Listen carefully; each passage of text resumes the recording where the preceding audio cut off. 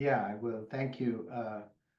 Thank you, Robin, and thank you, Brandon, for being here with us for this webinar. And thank you to all the supporters and donors and people who are interested in Gigafact who are gathered here today. I'll take a few minutes to tell you a bit about Gigafact's mission, what we're trying to achieve, what we're doing working with newsrooms like Arizona CIR, and give you a sense, a quick flyby sense for that. And of course, as always, at the end you'll have my email. And if you have any follow-on questions, I'm happy to address that.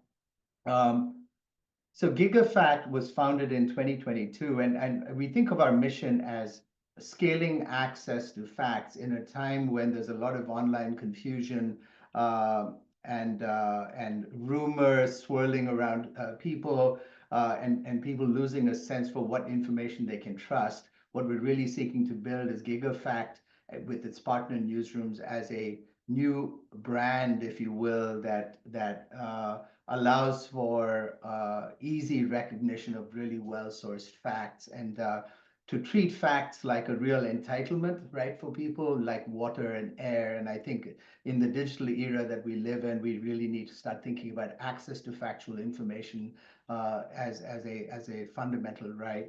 And the way we go about doing it is we have a very particular model and a particular strategy that I'd like to talk about. And the way we think about it is if we could take the ocean and boil it into a series of ponds and lakes and try to solve the problem in a particular pond or lake, the problem becomes a whole lot more tractable. And so one way to think about this is really if you divide up the country into states and cities and counties, and if we're able to go find amazing local newsrooms that have the trust and the ear of those communities who also have the practice of excellent nonpartisan journalism. And if we can invite them and equip them to offer information guardrails to the online communities that they serve, right?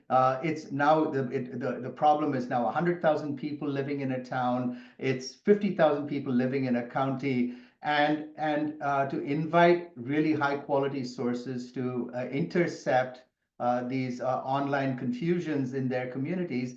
Then we build information guardrails locally.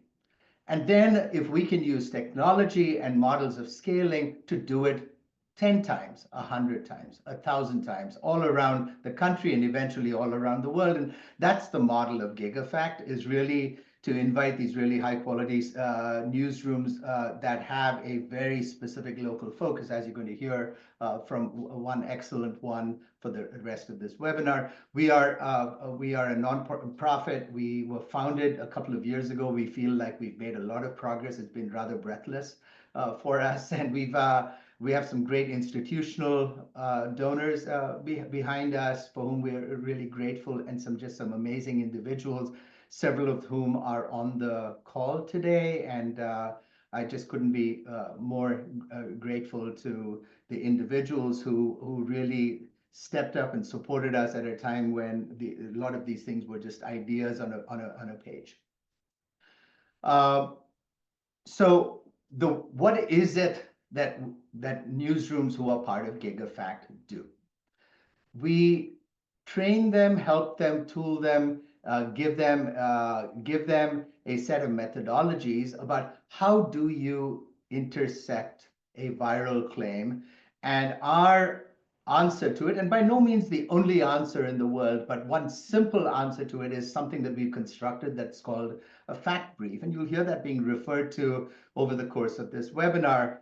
And a fact brief looks like what you see on the slide here. So this is a fact brief that was written in response to a viral claim on Reddit that was speculating whether a Chinese company owned the tollways and highways around Fort Worth, Texas. And one of the Gigafact newsrooms wrote this fact brief that said, does a Chinese company own North Texas tollways? And a big fat no as an answer. 150-word response and great sources. And this is what a fact brief looks like and what a Gigafact newsroom interception of a claim looks like. So it's 150 words, great sources, and it very simply answers a question in a very apolitical, instructive tone.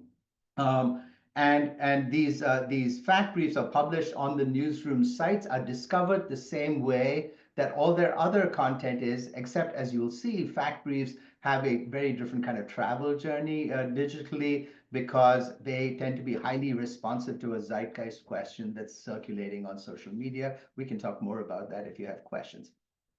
So um, as we have rolled out this fact brief program to newsrooms, we have currently 10 newsrooms across the country that are publishing fact briefs, have published about 1,300 of these interventions that are responsive to real claims that are being made online. By the way, fact briefs sometimes are rebuttals, sometimes they affirm the rumor that's going around. So fact briefs don't have just a negative agenda. They have a positive agenda of distributing facts into the community and demonstrating what well-sourced facts looks like when people have speculative questions online.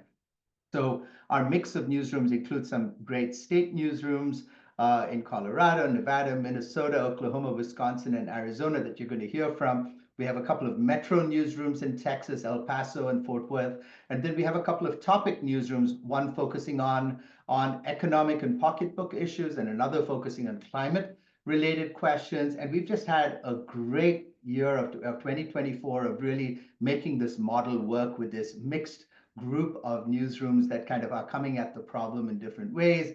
Let me share some of the results of that with you. The first thing that we're super excited about is that the act of publishing these fact briefs is good business for newsrooms.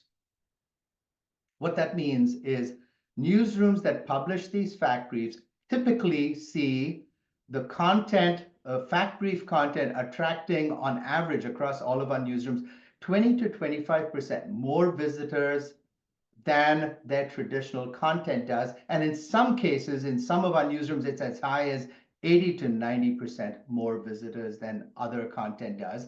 The explanation for that is simple in retrospect, which is when you take the amazing knowledge that you have as a newsroom and the skill that you have to produce high quality information, and you point it towards serving people where they are in the confusions that they're facing today, which is what a fact brief does. It directly addresses these circulating claims. There is a different responsiveness, and you really touch a nerve differently. So doing the fact brief work is just good business, right? For newsrooms. I like joking, and I say, come and do this fact brief work because it's great karma, but stay because it's good business for you, and it really is good business for local newsrooms. So that's number one. The second thing is that it is effective in pushing back on misinformed comments online.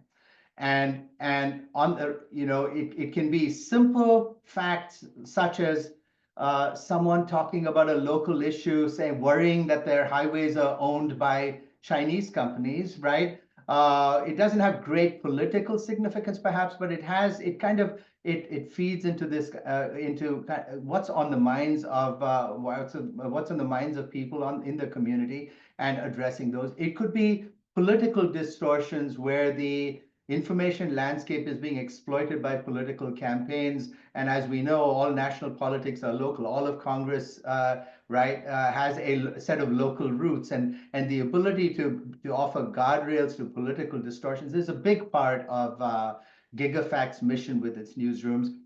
And some of these are on really important social and policy claims that are roiling the country. And it could be around immigration, it could be around health and vaccines and so on. And what we find is that fact briefs, when they're published, appear to have really meaningful engagement in the communities around where these misinformed claims are swirling. And on the left-hand side is an example of someone who makes a comment about Arizona had 10,000 illegals in an election.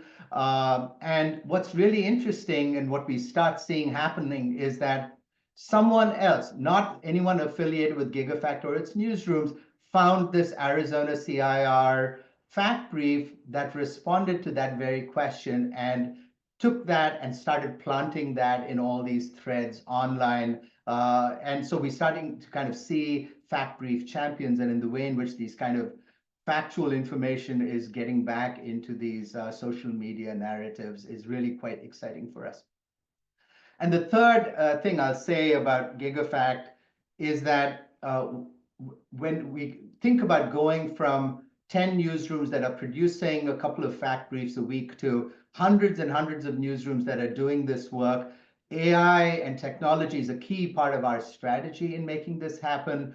And we have built a couple of AI-driven tools. What you're seeing on the screen here is a tool that digests audio and video comments of politicians on from YouTube and C-SPAN and talk radio and so on, and brings it all into a searchable database that allows journalists to rapidly discover claims and find ways to be highly responsive in a sharp and timely way to the comments that public officials are making. Because of this technology that we built, we were selected as a partner recently by the American Journalism Project, which is one of the apex philanthropies and enablers working in this local newsroom space, to be a partner with them and work with several of their newsrooms in early 2025. So we're very excited about the AI component of what we are doing, and in general, our belief that technology can be used to scale a successful model and replicate it and make change and lasting change a bit more well-rooted.